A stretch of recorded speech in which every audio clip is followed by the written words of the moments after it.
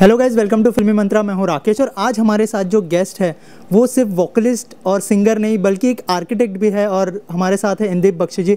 इंदीप जी, सबसे पहले तो आपका बहुत बहुत स्वागत है फिल्मी मंत्रा पर। Thank you. इंदीप जी, सबसे पहले तो म्यूज़िक आपकी लाइफ में कितना मायने रखता है और आर्किटेक्ट से म्यूज़िक में आना थोड़ा सा मतलब तो कैसे हुआ ये? बेसिकली म्यूज़िक मेरी लाइफ में इतना मैटर करता है। आई थिंक कि मॉर्निंग में सबसे पहले पेरेंट्स कहते हैं कि भगवान का नाम लो, एंड आई थिंक कि मैं सोता भी गाने सुनते सुनता हूँ। जो उठ रहा हूँ तो गाने की प्लेलिस्ट बज रही होती है, तो गाना मेरे लिए बहुत इंपॉर्टेंट प्ले करता है, रोल प्ले करता है, मेजर प्ले करता है। एंड सिंगिंग लाइन कहाँ से आई? बेसिकली स्टार्टिंग से ही, स्कूल टाइम से ही किसी पे भी कुछ छेड़ बना देना, गाना लिख देना, पुराने गानों को अपने तरीके से लिखना कि हम अगर आज का यूथ अगर गाएगा तो कैसे गाएगा। तो कई गाने मैंने ख़राब भी किए हैं, बहुत ज़्यादा सुनाता था, पापा को हंसते थे, कहते हैं तू मत किया अगर बेटा। कई चीज़ें अच्छी भी बनती थी। तो काफ़ी ट्रैक थे, धीरे धीरे मैच्योरिटी आनी शुरू हुई। एक क्योंकि दिल्ली के अंदर बहुत क्रेज़ आ चुका था उस टाइम पे ना, सिस्टम, वूफर्स, ट्यूटर्स, तो कंपटीशन होता था। तो मैं क्या करता था, गूगल से डाउनलोड करके गानों के ट्रेबल बढ़ा देना, अपनी ऐड ऑन कर देना, बेस डाल देना, लाइन डाल देना।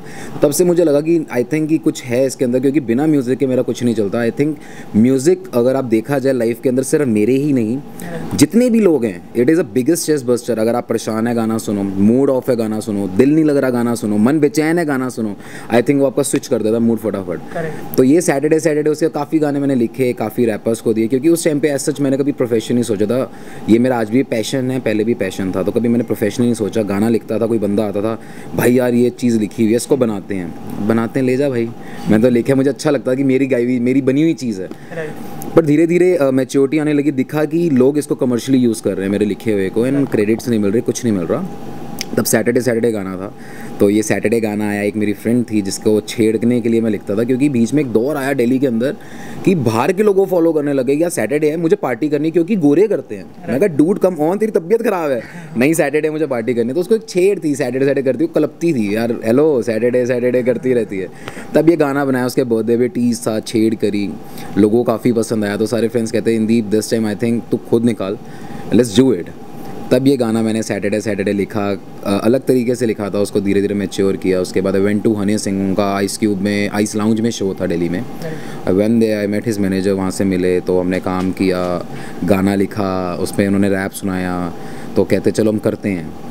ही वॉज बेट ऑक्यूपाइड। तो एक आर्टिस्ट होने के नज़रिए से मैंने देखा कि अगर मैं हनी को देता हूँ गाना तो डेफिनेटली लोग कहेंगे हनी का गाना, इंदीप का गाना नहीं है, क्योंकि Indeep was a newcomer. Then I met Badshah, वो उनके क्रू में ही था। देन आई मेट बादशाह और हमने गाना वगैरह सुना करा, उन्होंने रैप लिखा, बादशाह ने रैप लिखा पूरा इसके अंदर, which is really amazing rap. सुना करा, गाना हमने तैयार किया। Sachit has done the music, तो मुझे एंड तक नहीं पता था म्यूज़िक कौन कर रहा है इसका, क्योंकि आधी चीज़ें हिडन होती थी, मैं बता रहा हूँ बिजनेस था। तो गाना आया, बना, काफ़ी चेंजेस हुए, उसको डेविड ने गिफ्टी ने शूट किया, डायरेक्टर गिफ्टी, जिन्होंने देसी कलाकार भी किया है, इज़ अ ग्रेट डायरेक्टर। तो ऐसे गाना आया, प्रमोशन करी, सोनी म्यूज़िक से निकला और जर्नी है।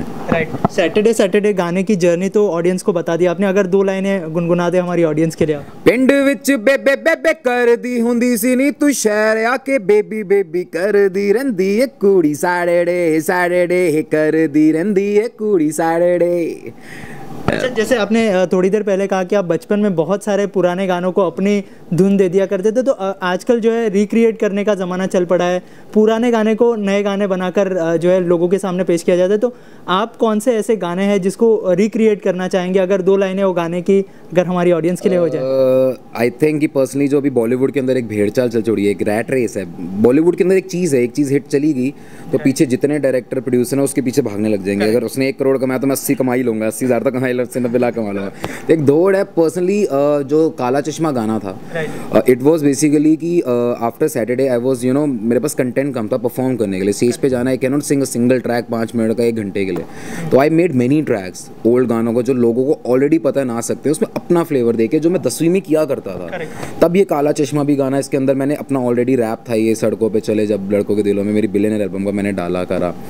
बट पर्सनली आई फील कि हम जो इसको कमर्शियली निकाल रहे हैं, रिलीज़ कर रहे हैं ऑफिशियली, आई थिंक हमें बस कर देना चाहिए, क्योंकि we are not giving justice. जो कि वो ओल्ड गाने हैं उनका फ्लेवर ही उनका वो पुरानापन है, राइट, एवरग्रीन है, एवरग्रीन है। आई थिंक उनको अगर हम चेंज कर देंगे, आज अगर एम्बेसडर को आप मॉडिफाई करोगे, वो कभी भी मर्सिडीज नहीं बन सकती। एम्बेसडर की ब्यूटी ही उसकी वो ओल्ड टेक्नोलॉजी, ओल्ड उसका स्ट्रक्चर है। तो कई गानों को हमने जस्टिस भी दिया और अच्छा सुंदर बनाया है, सेम पुरानी फील है। अगर आप काला चश्मा देखेंगे तो उसके अंदर कुछ म्यूजिक चेंज नहीं है, exact same music.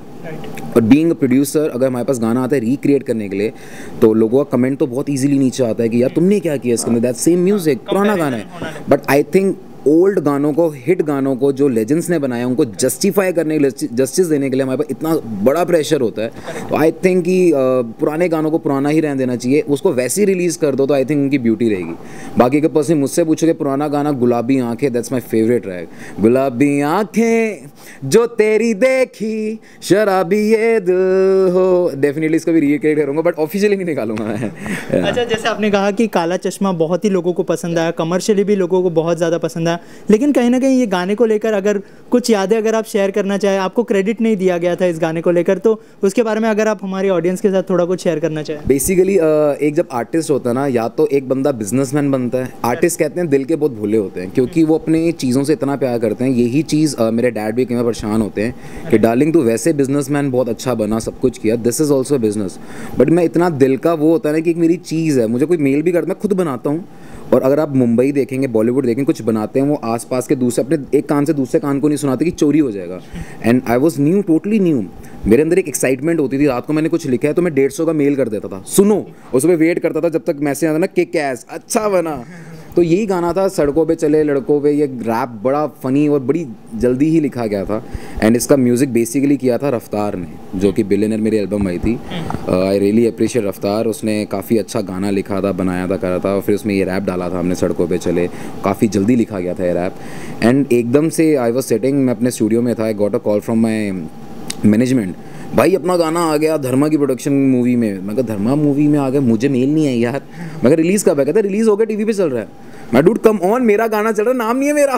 Then I called Anurag sir, Zee Music, उनको मैंने कहा, मैं कहा सर ये जो आपने गाना निकाला है, अब ये जो रैप है, ये रैप ऑलरेडी 2013 में निकला है। देन ही सेड कि अच्छा, और and really appreciate Zee Music Company and Dharma Production, उन्होंने ज़्यादा टाइम नहीं लिया, उनको पता था कि ये बड़ा गाना है, क्रेडिट अभी मिल जाएगा तो उसका ठीक है, क्योंकि उनको भी पता है कि एक मेहनत लगती है। आई थिंक वो इतनी मैच्योर कंपनी है, उनको हम लोग कंपनियों को बुरा बोलते हैं कि कंपनी चोर है। करेक्ट। मैं काफ़ी चीज़ें देख रहा हूँ आजकल, हर बंदा ब्लेम करता है कंपनी चोर है, कंपनी ये कर रही है।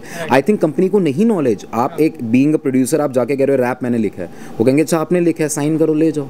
उनको नहीं पता, वो कभी भी वो क्रॉस चेक नहीं करेंगे किसने लिखे होंगे, बट टाइम नहीं है। तो वही चीज़ हुई, आई डोंट नो कहाँ से वो गाना गया।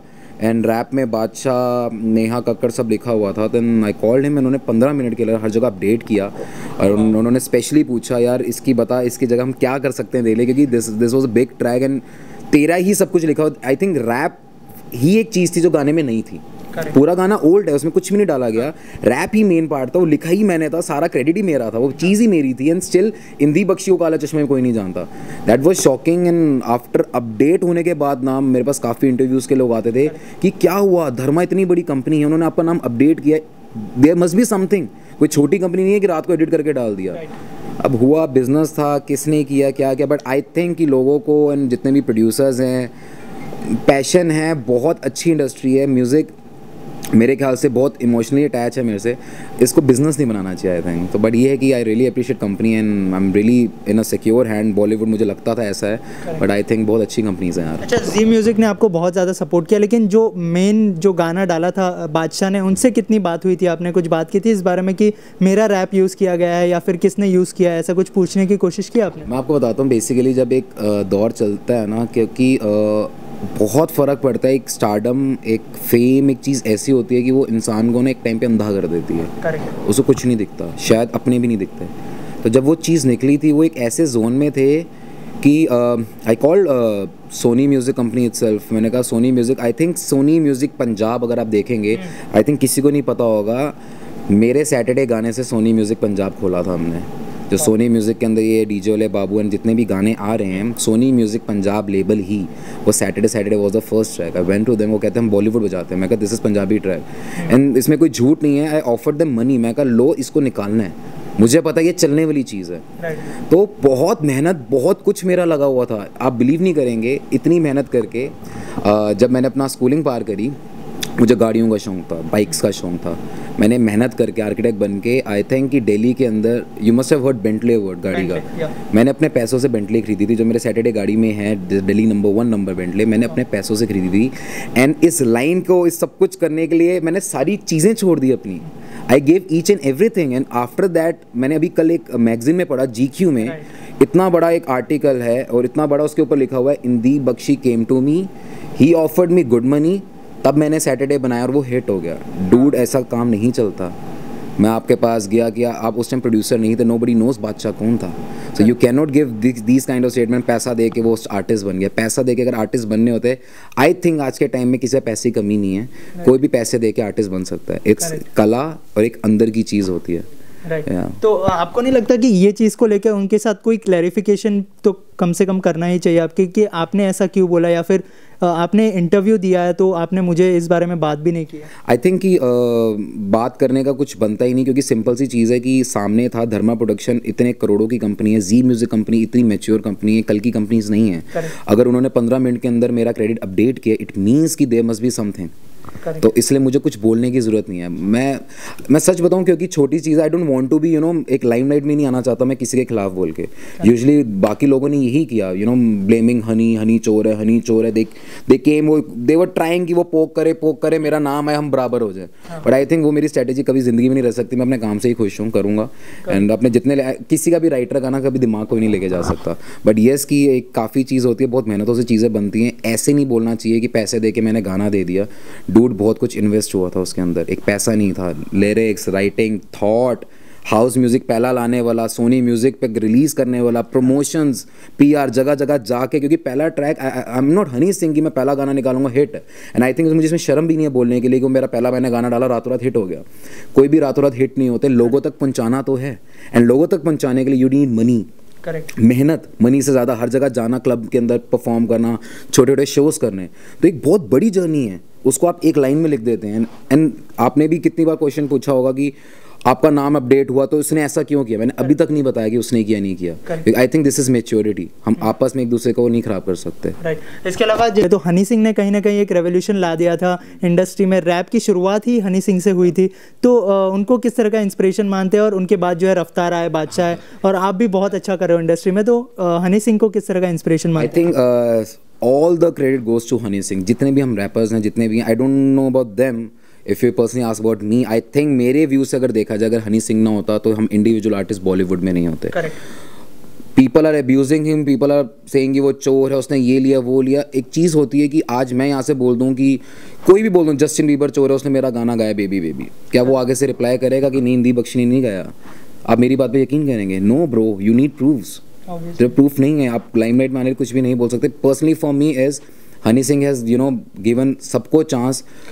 अर्बन म्यूज़िक को एक्सेप्ट कराने वाला ही हनी है पूरी इंडस्ट्री में। आई थिंक आप भी बिलीव करेंगे कि हनी के गाने सुनने के बाद ही आप हमारे गानों को एक्सेप्ट कर रहे हैं, क्योंकि वो फ्लेवर जगाना, लोगों में लाना, उन्होंने इतनी मेहनत करी, बॉलीवुड में डोर्स खोले, उसके बाद हम लोग आए। तो I really appreciate Honey Singh, सारा क्रेडिट उसको जाता है जी। इसके अलावा ऑन अ लाइटर नोट, आपके अपकमिंग प्रोजेक्ट्स के बारे में बात करते हैं। जो है सनी लियोनी के साथ आप प्रोजेक्ट करने वाले हैं, तो उसके लिए कितना एक्साइटेड है, और थोड़ा कुछ अगर हमारी ऑडियंस को आप बताना चाहें उस बारे में? Basically I got a call from Zee Music Company. उन्होंने कहा कि यार एक ना मूवी है टीना लोलो। आई सेड टीना लोलो, ये कैसा नाम है भाई, गंदी मूवी तो नहीं करा रहे? देन ही सेड नहीं, हिंदी गाना चाहिए, एंड टीना लोलो मूवी है, Sunny Leone's movie, she is main lead and you will feature in the video too. मैं कहा सनी दीदी के साथ फीचरिंग करनी है, दूंगा गाना दूंगा। तो गाना बेसिकली जैसे सैटरडे था, जितने भी आप मेरे गाने सुनेंगे ये सारे स्ट्रेस बस्टर हैं। कभी मैंने कोई ऐसी बात नहीं करी कि मार दूंगा, मैं गरीब घर से, मैंने तेरे लिए प्यार किया, वो किया, क्योंकि हमारे पास आई थिंक लाइफ के अंदर ऑलरेडी इतनी टेंशन्स हैं, तो हम उल्टा एक हाइपोथेटिकल सिचुएशन क्रिएट करते हैं कि आज मैं गरीब हूँ, मुझे गर्लफ्रेंड छोड़ के मैंने गाना लिख दिया, तो मैं स्ट्रेस बस्टर गाना बनाता हूँ। इस गाने के अंदर यही चीज़ है जो सनी लियोनी जी के लिए गाना है कि पहली बारी की और आखिरी बारी की। गाने का नाम है पहली बारी की। मैं पार्टी ऐसे करता जैसे पहली बारी की, मैं दारू ऐसे पीता ऐसे पहली बार, कुछ भी ऐसे करता जैसे पहली और आखिरी बारी कर रहा हूँ। Live your life to the fullest. Right. Yeah. इसके अलावा MTV पर भी आपका एक शो आने वाला है, डेट टू रिमेंबर, तो उसके बारे में थोड़ा कुछ बताइए कि किस तरह का म्यूजिक होने वाला है, क्योंकि डेट टू रिमेंबर मतलब कहीं ना कहीं रोमांटिक सॉन्ग हो सकता है, ऐसा लोग एक्सपेक्ट कर रहे हैं, तो आपकी तरफ से जानना चाहेंगे किस तरह का म्यूजिक होने वाला है। बेसिकली डेट टू रिमेंबर जो ये मेरा पहला टीवी शो आ रहा है और मैं उसको होस्ट और जज कर रहा हूँ, आई थिंक ये मेरे लिए बहुत बड़ी अपॉर्चुनिटी है और काफ़ी फैंस के लिए, क्योंकि काफ़ी लोगों को अभी तक ये नहीं पता इंदीप बख्शी दिखता कैसा है। मुझे अभी भी फैन पेज पे मैसेज आते हैं, डूड तो कभी कैसा होता है, कभी कैसा, तू है कैसा, ये बता, हर वीडियो में तो अलग दिखता है। तो आई थिंक ये काफ़ी प्लस चीज़ मेरे लिए भी ये है, क्योंकि आफ्टर सैटरडे एक राइटर्स ब्लॉक इसलिए आ गया मेरी लाइफ में, क्योंकि हम लोग हर जगह पे नहीं जा सकते जैसे नॉर्मल लोग जाते हैं, क्योंकि एक टाइम आता है कि यार इंदीप बख्शी है, इधर नहीं जा सकता, क्या बातें चल रही है, एक जोन बहुत लिमिटेड हो जाता है आफ्टर आर्टिस्ट हम लोग ट्रैवल करते हैं। उससे पहले क्या था, बातें ही हमने फालतू की करनी है और फालतू बातों में ही गाने निकलते थे। तो आई थिंक ये मेरे लिए बहुत इंटरेस्टिंग, मैं बहुत एक्साइटेड हूँ इस चीज़ के लिए, क्योंकि ये कपल शो है और ये वैसा कोई प्रेम दर्द वाला कपल शो नहीं, मैं मना कर देता। ये एक ऐसा फनी शो है, इसके अंदर 9 लड़कियाँ 18 लड़के हैं, एक लड़की के पास 2 लड़के होंगे। अब उसको एक लड़का सिलेक्ट करना है, उन लड़कों को मैं दूंगा उनको चैलेंजेस, आप पैसे कमा के लो, उसको इंप्रेस करो, आप ये चीज़ करो, इंप्रेस करो। एट द एंड वो लड़की के पास ऑप्शन होगी, इन दोनों में से किसी को भी डम कर सकती है, चाहे उसने सबसे अच्छा किया तब भी उसको डम कर सकती है। उसके बाद मेरे पास 9 कपल्स आएंगे, उसमें से हम दोबारा टास्क देंगे उनको, अलग अलग कपल्स को।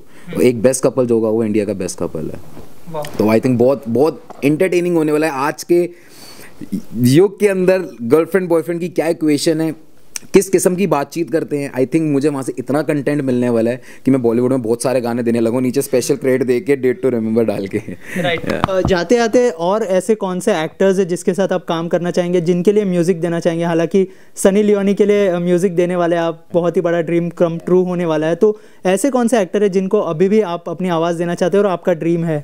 आई थिंक ड्रीम से ज़्यादा जितने भी आप देखें, ड्रीम तो डेफिनेटली जितने भी सीनियर्स हैं यार उनके लिए गाना गाना ऑलरेडी मेरे लिए अभी भी जितना भी है, ये मैं ड्रीम ही जी रहा हूँ। मेरे लिए कोई पर्टिकुलर ये नहीं कि एक सेलेब के लिए ही गाना गाना है। डेफिनेटली मैं बॉलीवुड में आऊँ, डेफिनेटली जितने भी अच्छे आर्टिस्ट हैं मैं सबको अपनी आवाज़ देना चाहता हूँ। बहुत अच्छा लगता है जब इतने सीनियर्स आपकी आवाज़ में मिमिक्री कर रहे हैं, लिपसिंग कर रहे हैं और आपका गाना बज रहा है। वो अभी तक ड्रीम है। इनफैक्ट आप कभी देखेंगे मैं सुबह उठता भी हूँ तो कभी मैं पिंच करता हूँ कि सीरियसली ये सब कुछ हो रहा है। तो हाँ, बाकी ये है कि I really love Ranveer Singh energy, जो रणवीर सिंह की energy and he himself is a good writer, वो रैप बहुत अच्छा लिखते हैं। डेफिनेटली अगर चांस मिला तो एक अलग सा इक्वेशन, एक अलग सा ट्रैक जिसके अंदर रणवीर सिंह कौन है, जो उनकी इक्वेशन, जो एनर्जी है, जो इंदीप बख्शी की एनर्जी है, जो चीज़ें लिखता है, तो उसको कंबाइन करके डेफिनेटली कुछ चीज़ बनाना चाहूँगा। राइट। तो जाते जाते ऑडियंस को कुछ कहना चाहेंगे, कुछ मैसेज देना चाहेंगे अपने फैंस को? ऑडियंस को यही मैसेज देना चाहूँगा कि support real music and I think कि इतना जजमेंटल वैसा नहीं होना चाहिए चीज़ें पढ़ के। एंड जितने भी फैंस हैं डेफिनेटली यार, जितना भी आपका पैशन है, आई थिंक अगर आप मेहनत करोगे और अपना करियर मत छोड़ो, क्योंकि फ़ैन पेज पे काफ़ी मैसेज आते हैं, देते हैं कि इंदीप बख्शी ओवरनाइट स्टार बन गया, गाना निकाला, सैटरडे एक रैपर डाला, वो गाना बन गया। Nothing is overnight. मैंने आपको पूरी जर्नी बताई, काफ़ी सालों से लिखता आ रहा हूँ, मेहनत करता आ रहा हूँ और बहुत कुछ होता है, एक अर्थ चाहिए होती है। एंड मैंने भी अपना करियर नहीं छोड़ा। डोंट अपना करियर मत छोड़ो एक गाना गाने से, बैगी पैंट्स पहने से, टी शर्ट पहने से, यू आर नॉट रैपर। क्योंकि काफ़ी आजकल के यूथ के बच्चे क्या कर रहे हैं, वो पढ़ाई सब छोड़ चुके हैं। They want to be a rapper. वो कुछ भी लिख रहे हैं, बना रहे हैं, 5-6 लाख रहे उधार पे ले लेते हैं। आजकल मुझे समझ नहीं आता, पैसा इतना इजीली मिलने लग गया लोगों को, ले ले तू and they making videos. And I don't no, I think आपका पैशन है, जस्ट फॉलो योर पैशन और पैशन ज़रूर पूरा करो, बट अपना करियर बिल्कुल फोकस रखो। Right. Thank you so much हमसे बात करने के लिए। और गाइज ये थे इंदीप बख्शी हमारे साथ। You guys please like share subscribe फिल्मी मंत्रा। Thank you.